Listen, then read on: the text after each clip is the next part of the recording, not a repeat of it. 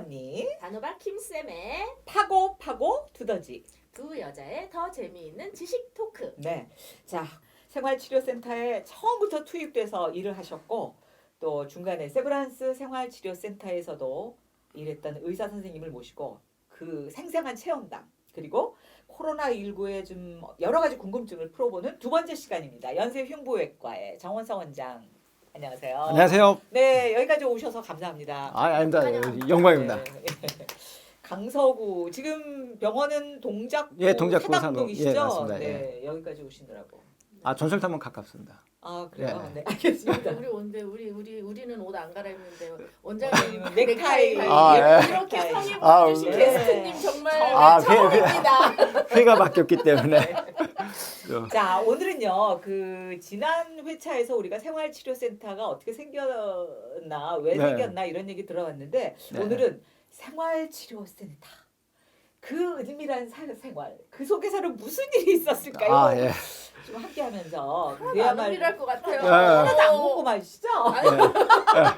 심각한 상황이에요. 지금 확진돼가지고. 그리고 이제 무증상이지만 하여튼 양성을 판정받으면 네. 우선 가슴이 덜컥 내려앉으면서 예. 우선은 내가 아픈 것보다는 남한테 이 폐를 끼친다는 그런 것들이 더 그치. 많은 것 같아요. 주책감이. 맞습니다. 네, 난 둘 다일 것 같아요. 이게 그냥 안 걸렸을 때는 네. 막연히 생각이 드는데 막상 걸렸다고 생각하면 네. 이 그동안 들었던 거, 뭐 후유증이 많다, 뭐 폐가 어떻게 된다, 혈전이 어쩐다, 뭐 막 이런 거 너무 많이 들었잖아요. 네. 그러니까 막 내 몸에서 뭔가 일이 있을 것 같은, 걱정. 안 아파도 아플 것 같은 네. 이런 거 되게 많을 것 같고. 그 환자분들 몇 분께 이제 뭐 여쭤봤는데요. 일단은 증상이 없던 분들은 네. 이거 나 걸린 거 아니야. 부인. 부정. 난 어. 검사가 잘못됐어. 검사 잘못됐어. 네. 이렇게 말씀하시는 분들 계시고 그다음에 또 하나 사실 제일 저도 놀랐던 게 주변 분들한테 피해를 저도요. 줄까봐 그거를 저도 우리의 그게 제일 싫을 갔던 것 같아요. 학교, 학원, 그다음에 뭐 남편 직장. 네, 그리고 직장. 저처럼 빨리빨리 돌아다니는 데가 많은 사람은 그 갔던 모든 식당. 갔던 거. 예. 하고 특히 이제 또 연로하신 부모님하고 맞아요. 자주 뵙거나 같은 댁에 살고 계신 분들은 주변 사람들에 대한 네. 전파 우려를 사실은 제일 많이 하시고요. 그리고 나서 몸이 조금 증상이 있는 분들은 내가 이거 잘못되는 거 아니고 맞아. 걱정하시는 걱정. 분들. 왜냐면 제가 봤던 분들은 주로 약간 경증 내지 경증이었으니까. 무증상 환자들이니까 그분들의 가장 큰 걱정은 주변 사람들한테 전파. 그다음에 그러니까 걱정. 정말 많이 아프면 네. 그런 생각할 겨를도 그렇죠, 없이 너무 예. 아프니까 예. 그런데 경증이라는 경증이니까. 기준은 뭐예요? 경증은 네. 일단은 병원에서 집중적인 치료를 안 받아도 되는 분들 쉽게 설명하시면은 그냥 우리 감기 걸렸을 때 일반 증상 치료하잖아요. 감기에 뭐 특별한 뾰족한 약이 약이 없는 있는 게 거 아니고 있잖아요. 열나면 해열제, 그다음에 기침하면 기침약, 기침약, 그다음에 코에 콧물 나면 그렇죠. 콧물약. 그리고 이제 뭐 필요하면은 좀 물을 잘 못 먹는다 그러면 애들 같은 경우는 수액 따라서 그 수분 보충해 주시. 요렇게 해서 낫는 분들은 경증이라고 생각하시면 되고요. 네. 그 이상의 집중적인 치료를 필요하신 분들은 이제 중등도, 중증, 위중증 이렇게 넘어가니까 기본적인 해열제라든지 기침약 정도, 감기 정도의 약을 드시면서 버티실 수 있는 분들은 생활치료센터에 입소하신다고 생각하시면 되고 처음부터 호흡곤란이 와서 뭐 산소 호흡이 필요하다든지 아니면 인공호흡이 필요하다든지 또 집중적인 약물 치료가 필요한 분들은 처음부터 병원으로 네. 입원을 하시게 되는 거죠. 네. 그리고 이제 그 생활치료센터는 그렇게 중증은 아니지만 예. 전파의 위험이 있고 예. 그다음에 병상을 차지할 만큼 저기가 또 확보가 안 되기 예. 때문에 이제 그런 걸 만들었다라고 예. 얘기를 해주셨는데 네. 그러면 이제 양성 판정을 받고 네. 이제 생활치료센터에 가야 된다. 네. 그러면은 도대체 갈 때 자기 차를 타고 가나요? 아니면은 뭐 누가 데려다 주나요? 아니면 예. 무슨 정부에서 무슨 보건소에서 에스코트를 해주나요? 어떻게 들어가요? 궁금하시죠? 네. 네. 어떨 것 같으세요? 저는 얘기 김쌤. 들었어요. 그러면 안 네. 되네. 주변에 그러면 안 되고 출연자가 이 답을 알고 있는 사람은 얘기 안 되고 자차. 친하님 자차. 자차. 네. 그러면 그 차를 어디다 세워 놓으실 거예요? 거기 생활치료센터. 주차장 없어요? 주차장에 맞아, 그러면 호텔이나 모텔이라고 했으니까 네. 그런데 안 되나요? 그럴 수도 있겠다. 그 생각까지 못 했는데 아니 근데 꼭 호텔하고 모텔만 연수원. 하는 건 아니고 그렇지 연수원. 연수원도 응. 주차장이 있어요. 주차장 조금 뒤에 넓어요? 있긴 있는데 하긴 기숙사. 버스 응, 주차장 그렇지. 그러면 아, 정부에서 기숙사는- 지정한 무슨 네. 특별한 그 교통 까만 수단을 옷 까만 옷 이용한 입고 오나 봐. 야, 까만 옷이 아니고 하얀 옷 입고 아, 하얀 옷 입고 그분들하고 오셔가지고 같이 예, 가요? 그러니까 구 지자체에서 이제 되게 이제 구 보건소에 이제 구급 차량이 와요. 그러면 네. 이제 그 일단 확진 받으신 분들이 되게 이제 점심 때 전후해가지고 이제 이제 오셔가지고 지자체에서 오셔가지고 이제 예를 들어 그 동네에서 오늘 한 분이 입소해야 된다. 그럼 이제 한 분만 모시고 오는 거고 뭐 한 세 분이 입소해야 된다. 그럼 세 분을 이렇게 차례차례 댁마다 가서 모시고 이제 생활치료센터 해당되는 생활치료센터로 오후 내지 저녁 때쯤 이제 도착을 하게 되죠. 네.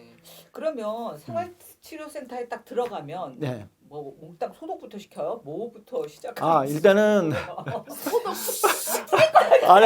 락스로 그러지 않습니다. 그래요? 예.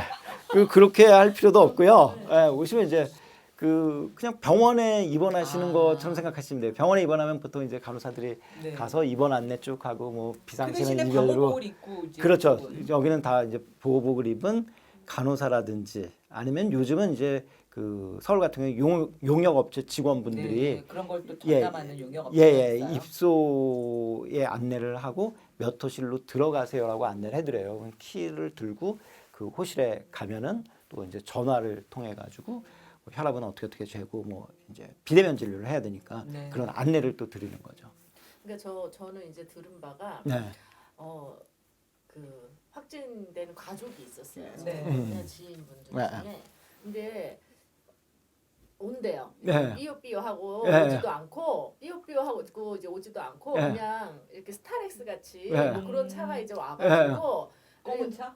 응, 하얀 차요? 그걸 안 물어봤네. 어, 어, 은밀히 이제 이렇게 예.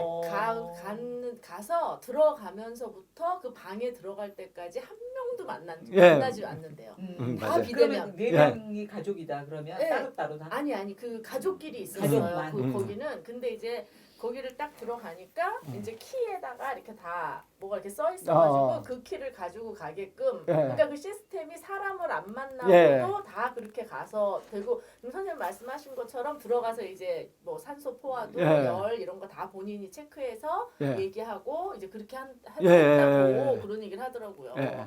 근데 이제 그 가족들은 가족끼리 있었으니까 네. 좀 너무 다행이라고 네. 이제 그랬는데 네. 모르는 사람하고 있을 걸 생각하면 네. 또 되게 어려울 것 같아요. 그게 1인 1실을 쓰는 경우는 초창기에 있었고요. 네. 그러니까 제가 근무했던 생활치료센터 중에 처음에 있었던 보은에 있을 때. 보은에서는 1인 1실을 썼습니다. 그때는 정부에서 2인 1실을 쓰는 걸로 워낙 다급했으니까 했는데 세브란스 병원에서 감염 문제 때문에 1인 1실을 쓰는 게 원칙이다라고 강력하게 말씀을 그랬을 것 하셨고 같아요. 그거를 그 당시에 조금 여유가 생활치료센터들이 여유가 조금 있었으니까 정부에서 그러면 1인 1실 쓰도록 하세요라고 허락을 해주셔가지고 1인 1실을 사용했고요. 그 두 번째 갔었던 연세대 생활치료센터는 사실은 생활치료센터가 조금 여유가 있었는데 다른 생활치료센터가 2인 1실, 3인 1실, 4인 1실 쓰니까 여기도 1인 1실을 쓰십시오라고 해서 얘기를 똑같이 한번 했지만 이번에는 받아들여지지 않아서 2인 1실을 썼거든요. 2인 1실. 예. 그래서 어떤 생활치료센터는 3인 1실, 4인 1실 쓰는 곳도 있고 그래요. 예, 요즘 2인 1실을 보통 많이들 요즘 그러면 수도권에서 전혀 많이 모르는 해요. 사람하고 같이. 예, 그런 거죠. 근데 이제 방 배정을 하실 때 그 공무원분들이 되게 이제 의료진한테 자료를 받아서 증상이 좀 비슷한 사람들, 연령대 비슷한 사람들을 같이 입소를 좀. 성별도 달려야 될 것 같아요. 오, 성별이 네. 같아야죠. 그러니까 같아야 오. 오, 달려야 돼. 성별. 은밀한 사이가 헷갈렸어요 지금. 그러니까 성별도 같고, 연령도 같고, 비슷하고, 증상도 같고. 그렇게 비슷하고. 다 맞춰줄 수 있을까요? 그 노력을 좀 많이 하세요 공무원들이. 현장에 오신 공무원들이 사실 그것 때문에.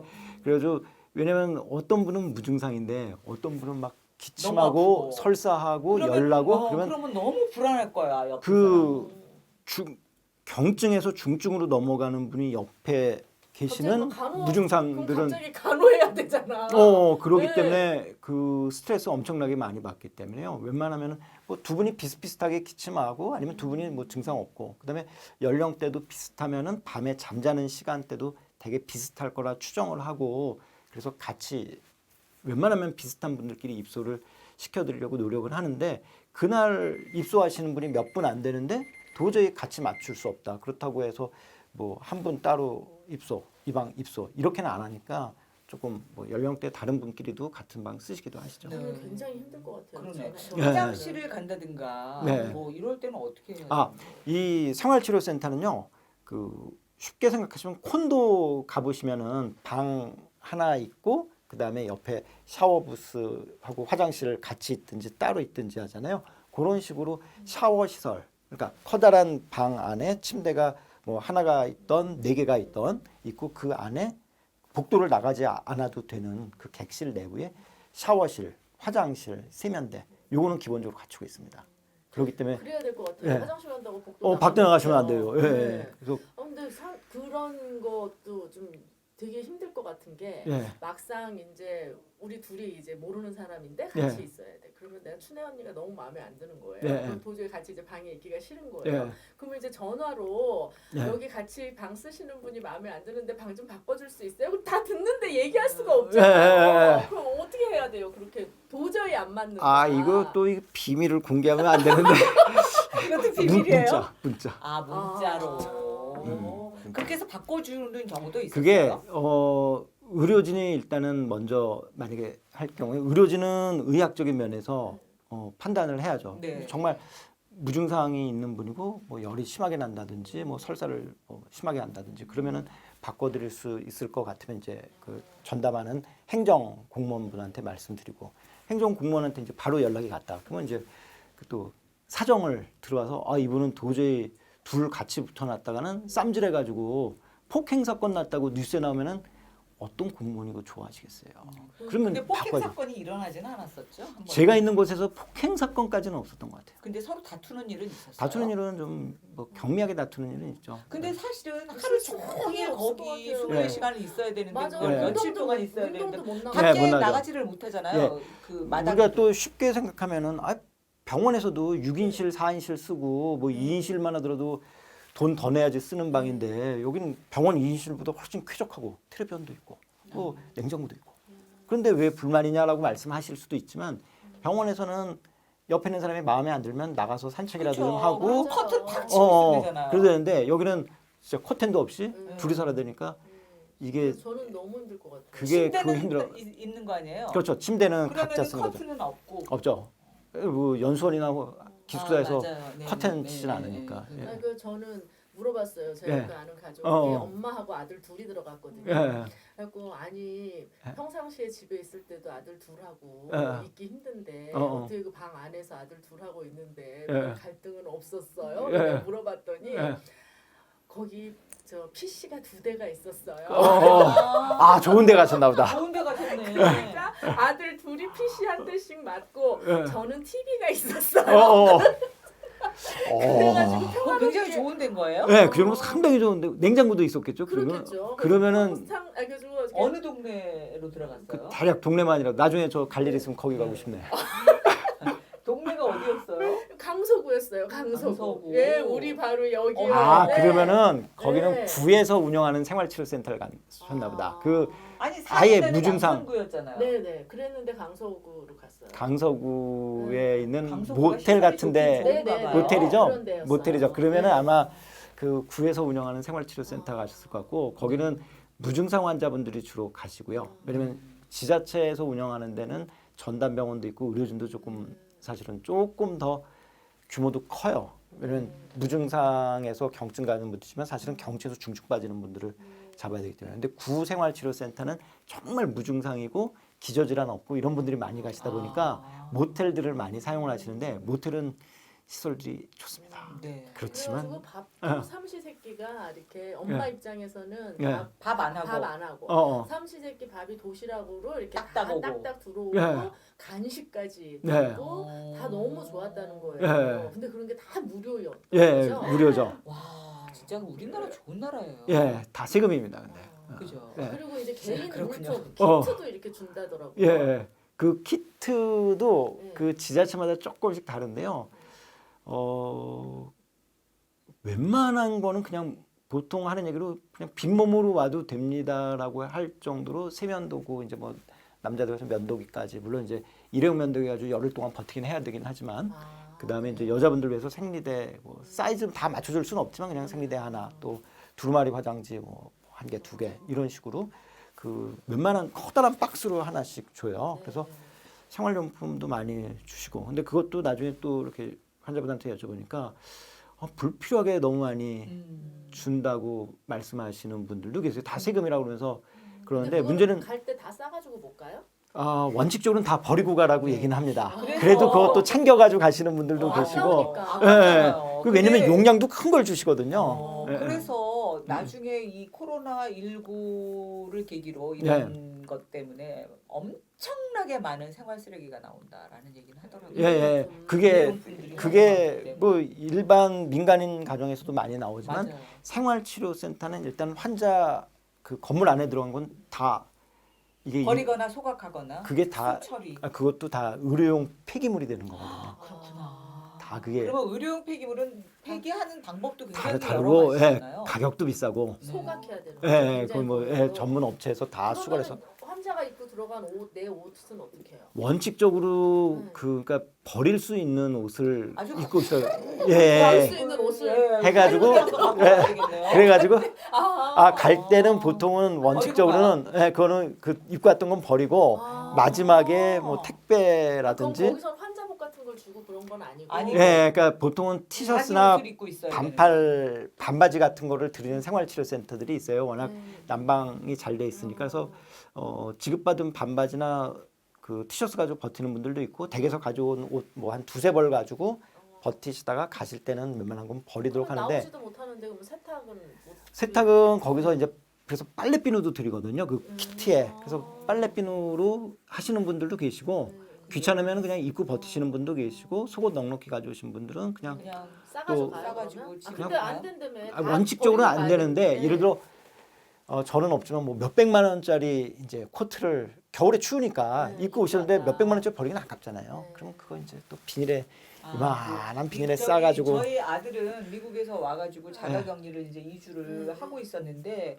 그 보건소에서 주신 거 중에 무슨 이렇게 주황색 봉투가 있더라고요. 폐기물. 네, 폐기물 그거는 봉투. 의류 폐기물 예, 봉투 그거가 그거 갖다 드릴까요? 쓸 일이 저는 폐기할 게 별로 없어가지고 지금 이게 뭘 필요하지 그랬는데 실제로 그 봉투에 넣어서 버려야 되는 거예요. 그러니까 저희는 이제 확진자들이니까 네네. 그 확진자들이 쓰셨던 건 다 의료용 그 주황색 이렇게 뭐 이렇게 검정색 표시 있는 네네네. 그렇게 해가지고 그걸로 다 버리게 돼 있는데 그 아까 잠깐 말씀드렸지만 환자분들 입장에서 와 이거 너무 불필요한 거 많이 준다 그러는데 문제는 또 지급하는 행정 공무원들 입장에서는 만약에 뭐가 떨어져 조금만 드렸어요. 뭐 휴지 하나 더 갖다 주세요. 그럼 누군가가 가야 되니까 또 레벨 D라는 그 보복 입고 그것도 돈이고 또 들어가는 것 자체가 감염 위험이 있으니까 아예 조금 저는 돈을 쓰더라도 그게 많이 아깝다 생각했는데 그렇죠. 그걸 갖다 주기 위해 들어가는 비용이 또 크구나. 더 뭐 크네요. 비용이 더 그런지까지는 모르지만 그 어쨌든, 수고는 확실히 더 해야 되니까 그래서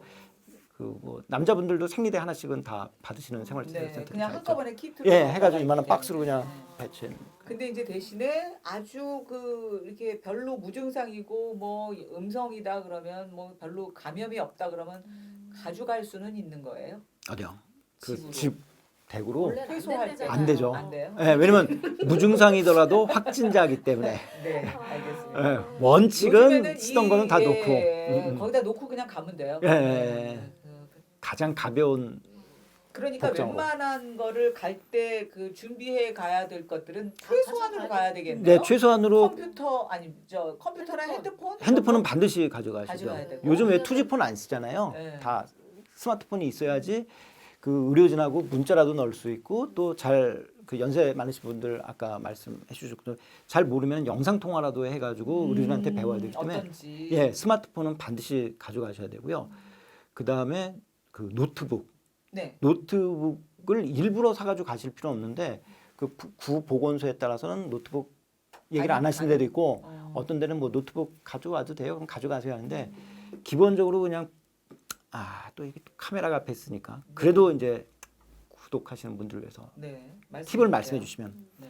노트북 있는 분은 노트북 가져가시는 게 좋고요. 게임기 정말 그 특별한 게임기 좋아하시는 분들은 그거 가져가셔도 됩니다. 네. 무료한 시간을 열흘 동안 보내기 위해서는 같이 있는 사람이 게임하는 거 싫어하면 아유, 그 이어폰, 이어폰에 헤드폰 끼고 다다다다 막 이래. 그래서 아유, 그거를 너무- 그러니까 그거를 나는 잘라 그러는데 옆에서 나 노트북으로 다다다다다 계속 뭐 타이핑. 그렇죠. 예. 그래서 그 두 분이서 그게 그걸 잘 맞아야 맞춰야 돼요. 되겠네. 그러니까 수면 시간이 맞고 그거는 좀 배려를 해 주셔야 되는데 그래서 어떤 분들은 좀 연세 드신 분들은 텔레비전을 전담해서 보고 그다음에 젊은 총각은 자기가 가져온 노트북 해가지고 그거 가지고 열심히 그래서 일단은 열흘 동안 버티실 수 있는 그걸 굉장히 그런 거에서 생기는 스트레스나 정신적인 그런 거 많을 것 같아요. 그렇게 호소하시는 분들도 종종 계세요. 예를 들어 옆에 있는 사람하고 안 맞아서 혹시 옆에 있는 사람한테 또 더 심하게 감염되지 않을까 해가지고 불면증에 빠지시는 분도 계시고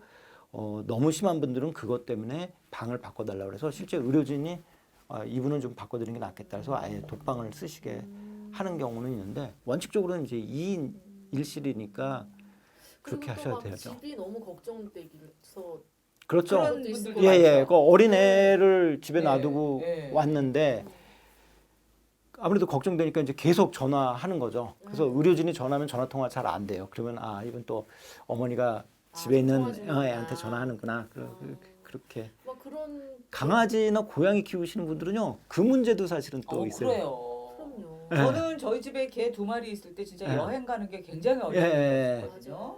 그런 그 반려동물. 열흘 이상에 예. 입소해야 되는 경우에는 예. 그래서 또 코로나 걸린 집이라고 그러면 또 잘 안 맞아요. 맡아주잖아요. 맞아요. 요즘에 그래- 동물한테도 또 감염된다. 뭐 그런 얘기도 있고 그러니까 그래서 어떤 지자체에서는 아예 그렇게 해서 그런 맡아주는 데를 돌봐주는 데를 연결해주는 또 지자체가 있다 그러더라고요. 그래서 그렇게 해가지고 어느 가족들이 지자체인지 알아가지고 그것까지 저도 좀 키우고. 아니 근데 그 정도 예. 하는 데면은 진짜 네. 굉장히 세심한 어떤 네. 케어를 할 줄 아는 예, 기분이 예, 될 것 예. 같아요. 예, 예. 그러니까 그런 구청 공무원들 진짜 그럼 훌륭하신 분, 공무원들, 훌륭하시죠. 동사무소에 계신 분들 고생이 예, 엄청 예, 많긴 예, 하더라고요. 맞습니다.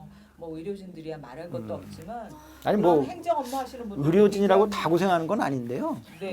그 근처에 계신 분들 아니 뭐 그렇다고 다 고생하는 건 아니고. 정원성 원장님은 진료를 어떤 식으로 하신 거예요 거기서? 저는요. 이제 보건 얘기는 아까 조금 했으니까 이제 연세대 생활치료센터 같은 경우에는 이제 1년 동안 준비가 많이 됐었죠. 정부에서도 예, 준비돼서 예. 이제 앱도 깔려 있고 특히 연세대 같은 경우에는 세브란스 병원하고 같은 캠퍼스에 예. 세브란스 병원이 있으니까 그러니까 그 생활치료센터가 연세대 안에 있는 기숙사 중에 하나를 쓰는 중에 거죠. 하나였군요. 예. 그러니까 한 열흘 정도에 걸쳐서 세브란스의 파트장님, 팀장님들이 달라붙어 가지고 준비를 다 해놨기 때문에 네. 훨씬 편했어요. 그러니까 차트도 심지어 있었고 어. 전자차트 있었고 이 얘기는 그 전엔 전자차트도 없었다는 얘기죠. 그러면은 그냥 손으로 어떻게 다 했어요? 썼어요? 수기로? 옛날 의사 선생님 보훈에서는 네. 그렇게 이제 이 얘기 잠깐 하면 네. 보훈에 갔는데 전자차트가 없어요. PC 노트북은 쫙 이제 급하게 하루 만에 깔아주셨는데 근데 이 100명이 하루에 들어오고 그 다음날 또 100명이 들어왔는데 환자 파악이고 뭐 환자는 자기 열난다고 연락 오고 예. 누구는 누군지도 모르고 어. 그래서 그거를 하룻밤 만에 해결해 주신 분이 한 분 계세요. 그 엑셀 같은 걸로요? 우리 그 이제 학교 후배 공중보건 의사가 마침 이제 공중보건 의사 그때 8명인가 봤는데 그중에 한 명이 그 과학 공부를 엄청나게 시키는 고등학교로 이거 차마 얘기할 수는 없고 과학 공부 무진장 시키는 고등학교를 나왔고 또 우리나라에서 아주 유명한 공과대학에서 와. 학부를 마친 분이 의대를 의대 이제 의전원으로 들어왔으니까 이 전사는 컴퓨터에 대해서 딱 좀 보더니만 그러면 이거 하면 되겠다고 이제 뭐 구 무슨 회사에서 만든 뭐 시트하고 뭐 우리 저 M사에서 만든 무슨 이렇게 칸막이 많은 그 시트 같은 거 조합을 해가지고 대체 대체 전자차트를 하룻밤 만에 만들어가지고 그거를 딱 주더라고요. 그래서 그 다음부터는 뭐 전화해가지고 이거 쭉 그 환자들이 이제 그 아들내미 엄마 아주 뿌듯하시겠다. 그래가지고 이거 어떻게 해결해? 근데 하룻밤에 당직 쓰다 졸다가 딱 봤더니 다 돼 있어가지고 그 다음부터는 뭐 전자차트 그걸로 잘 썼죠. 29일 동안 그렇게 안 쓰고. 그러면 진짜 다 이렇게 쓸 뻔했네. 줄 예, 자로 대신 자로 줄 그어가지고. 그게 200명이나 되는 분들. 그것도 제 자랑을 조금 하면은 네. 내려오라는데 이거 차트가 없으면 어떡하지 하다가 제가 이제 개인 병원에서 망했을 그걸 때 미리 예측하셨어요. 차트가 없으면. 있었던 아. 차트가 남아 있어가지고 연습장으로 쓰던 차트를 몇 개 이제 챙겨가지고 그때 쓰던 그 포함을 가져가셨구나. 네, 그 차트 뭐 병원 망했으니까 이제 차트 많이 남아 있잖아요. 많이 남아 있잖아요. 한 2권 들고 갔는데 여차하면 그걸로 모자랄 뻔했는데 그 후배 공보위가 만들어주는 바람에 그건 해결됐는데 이게 간호사만 온 게 아니고 현직에 없었던 간호조무사들도 왔고 네. 처음 이제 간호조무사 시작하시는 아주머니 아저씨들도 오고 그러니까 전자차트 익숙하지 않은 분들이 계세요. 그래서 기본적으로 간호기력은 저희 종이에다 쓰고 뭐가 착착 맞아. 그래가지고 전자차트가 없었음에도 불구하고 진료 보는데 큰 무리 없이 보훈에서는 진짜 이것저것 다 대체로 해가지고 해결했고 참 이 없으면 잇몸으로 사는 그때는 진짜 그때는 그랬던 것 같아요. 근데 반면에 이번에 연세대 같은 경우에는 다 준비가 돼 있으니까 훨씬 편했죠. 그래서 환자분들이 이제 진료를 이제 원격 진료라고 말씀드렸잖아요. 그 이제 혈압 이런 거 다 측정해서 보내면은 이제 한 번씩 간호사들이 전화 걸고 저는 거기서 뭐 하루도 쉬는 날 없이 25일 동안 근무했으니까 네. 심심하잖아요. 컴퓨터 모니터에 뭐 옆에 사람들인데 뭐 게임도 못하는데 게임할 것도 아니고 네. 눈에 보이는 건 전화기하고 컴퓨터니까. 그러네요. 그러니까 환자들을 계속 돌아다니면서 보는 게 아니니까. 아니니까. 그래서 이제 전화 걸어서 계속. 전화 회진을 돌고. 근데 문제가 아무리 정부에서는 비대면 진료를 강조하더라도 의사나 간호사는 환자 옆에 있어야 된다고 저는 생각하고 있고요. 네. 그러니까 비대면으로 알 수 있는 거에는 한계가 있죠. 있고요. 그래도 제가 조금 그래도 90년대, 80년대, 90년대 학교 다닐 때만 하더라도 의사는 환자 옆에 예.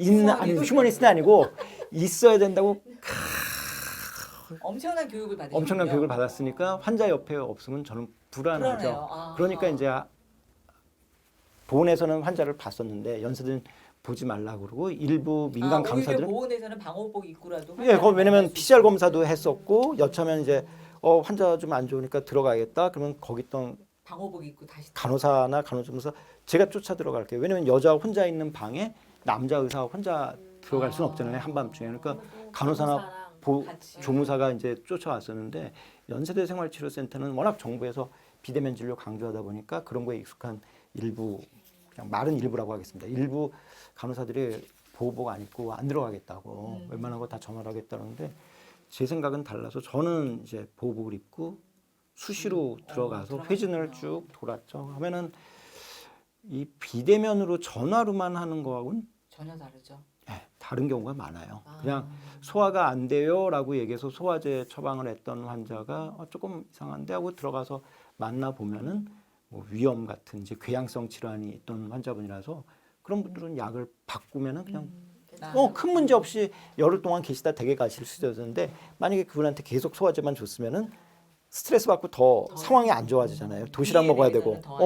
그러면은 위의 상태가 나빠지면 그분은 병원으로 전원을 가셔야 되는데 가능하면 아무리 우리 생활치료센터가 열악하더라도 병원에 계시는 것보다 훨씬 나은 상태니까 그런 분들은 이제 생활치료센터에 계시도록 했고 한 분은 약 드시고 어지럽다 그래서 이거 이상한데 하고 들어가서 여쭤봤더니만 이미 2년 전부터 심근경색이나 그 관상 동맥이 막히는 협심증 같은 뭐 정확한 건 제가 검사를 안 했으니까 모르지만 그런 증상이 계속 있으셨던 분이고 우리 의대생들이라면 누구나 아는 전형적인 그 증상들 왼쪽 가슴이 뻐근하고 뭐 심해져 그런 증상들이 있었는데 그분은 이제 모르고 계셨고 진단받아 보신 적도 없고 오히려 병을 발견했네요. 그렇죠. 그냥 그런 분은 그냥 들어오신 첫날 저녁에 바로 전원 조치해가지고 모 대학병원에 가서 이제 심장 검사 받으셨다고 얘기 들으셨는데 그렇게 직접 좀 봤어요. 왜냐면 그러니까 시간적으로 연세대 생활치료센터는 입소 환자분들이 적고 제 시간이 좀 많았기 때문에 그래서 직접 많이 좀 들어서 봤죠. 근데 이번 코로나19가 가장 이제 걱정되는 게 예. 폐렴 되는 거였잖아요. 네. 그다음에 이제 혈전인데 네. 혈전으로 폐가 이제 염증이 네. 된다는데 그러면은 뭐 엑스레이 검사를 좀 해야 되는 그런 경우도 예, 있나요? 예, 예. 경증 환자들. 예, 엑스레이는 기본적으로 찍습니다. 모든 생활치료센터에서 엑스레이는 찍고요. 모텔 호텔에 엑스레이 찍는 기계를 아니, 가져가요? 그 그 옆에다 버스 같은 놓고 데다 그렇게 놓고. 해서 찍을 거예요. 제가 사실은 구생활치료센터는 제가 전문가는 아니고 한 번도 가본 적이 없고 말로만 들었는데 이 정부에서 운영하는 데나 그 광역지자체는 아예 그 우리 건강검진할 때 네, 쓰는 네, 그 네, 버스 있죠. 네. 그게 와 있는 경우도 있고 이번에 이제 연세대 생활치료센터 같은 경우에는 병원에 엑스레이 기계를 하나 싣고 와서 그 시에서 만들어 놓은 컨테이너 박스 다 이제 엑스레이 차단되는 거기다 놓고 이제 엑스레이를 찍거든요. 그래서 증상이 없더라도 이 코로나19가 또 우리가 신경을 써야 되는 게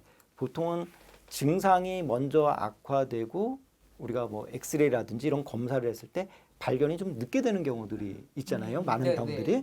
나는 여기 아파요 하고 이제 갔는데 정형외과 선생님이 무릎 찍어보더니 무릎 괜찮은데요? 난 여기 아픈데. 그리고 이제 더 심해져가지고 하면은 무릎이 뭐 어떻다고 엑스레이에서 발견되는 경우들인데 코로나19는 엑스레이가 먼저 나빠지는 경우들이 있어요. 자기는 모르는데 증상은 나는 그냥 기침 조금 하는 것 같은데 폐가 그냥 확 망가지죠. 엑스레이 찍어보면 이제 폐렴이 오고 그럼 그게 왜 안 좋냐? 그렇게 된 분들은 바로 이제 증상이 아주 쫓아가면서 나빠지는 열 거죠. 올라가고 급격히 떨어지기 때문에 초창기에 댁에 계시다가 별 증상 경증이 있었는데 어느 날 갑자기 쓰러졌고 쓰러진 상태에서 병원 가셨는데 이미 중환자실 들어가시고 며칠 만에 돌아가셨다 나왔던 문제가 되는 게 그런 경우들이거든요. 그렇기 때문에 생활치료센터는 입소하면은 그날이나 그 다음날 기본적으로 엑스레이를 다 찍고요. 네. 엑스레이에서 폐렴이 발견되면 전원. 무조건 전원. 네.